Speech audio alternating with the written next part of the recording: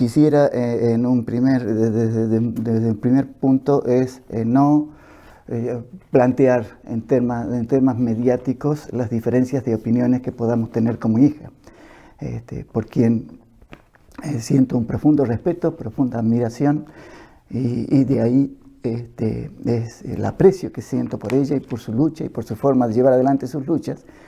Y obviamente nos encontramos en posturas diferentes, pero dejar en claro está claro que uno fue el que primero, por decir de alguna manera, dio el primer golpe. Entonces, hasta aquí llego con mi intervención con respecto a mi hija. No quiero seguir hablando de ese tema, al menos no mediáticamente. Y entonces es un tema que tal vez en algún momento lo podremos conversar y lo podremos resolver como corresponde. Pero reitero esto, el enorme aprecio, respeto, amor que siento por mi hija, y seguirá luchando como yo seguiré luchando, cada uno desde nuestras posturas. Remarcar el tema de mis posturas con respecto a dos situaciones. Por un lado, el conflicto docente, la cuestión de las paritarias, la cuestión de la falta de acuerdos entre las partes con respecto a esa paritaria, que ese es un aspecto. Y un aspecto distinto es lo que propuse recientemente, es acerca de el significado de la lucha docente y el hecho de querer plantear un plebiscito para tratar de resolver esa cuestión.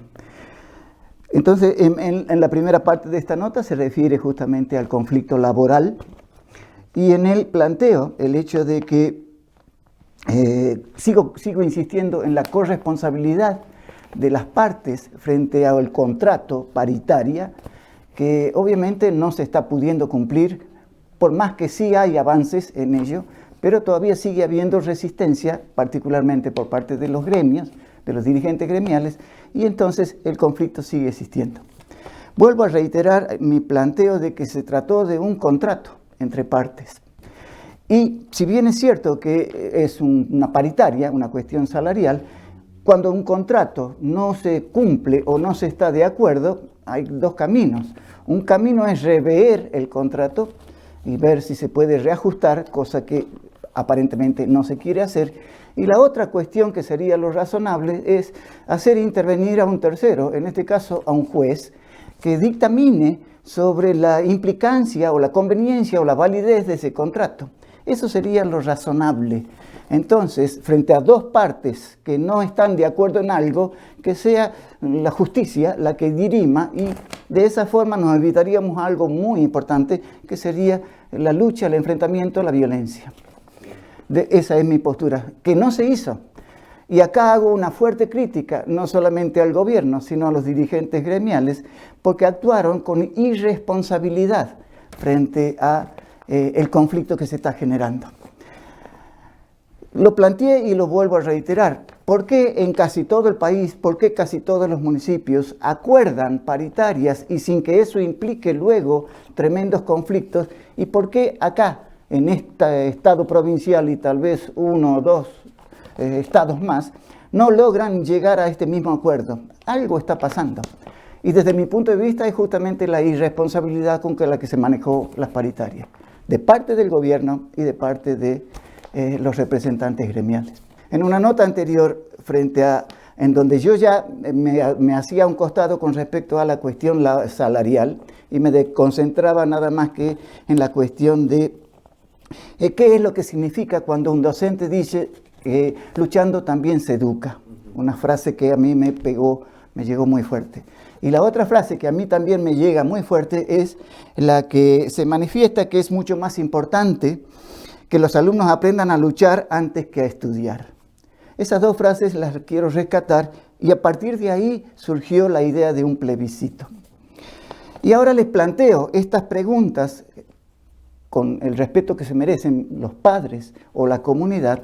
Les planteo que sería bueno que tanto los padres como la comunidad hablen con los directivos, con los docentes, y que sean ellos, los directivos, los docentes, quienes se expliquen cuál es el contexto, cuál es el significado que le dan a la palabra lucha.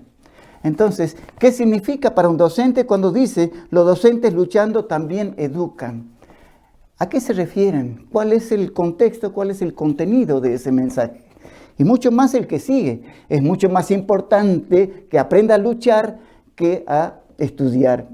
Entonces, desde ahí, la pregunta que les hago es si los padres, si la comunidad adhiere, comparte las explicaciones que les dieran los docentes, los directivos, los dirigentes gremiales, pues entonces carece de sentido el plebiscito y simplemente diríamos sí a la lucha. Sí, acordar con la lucha, entonces el plebiscito se cae por sí solo.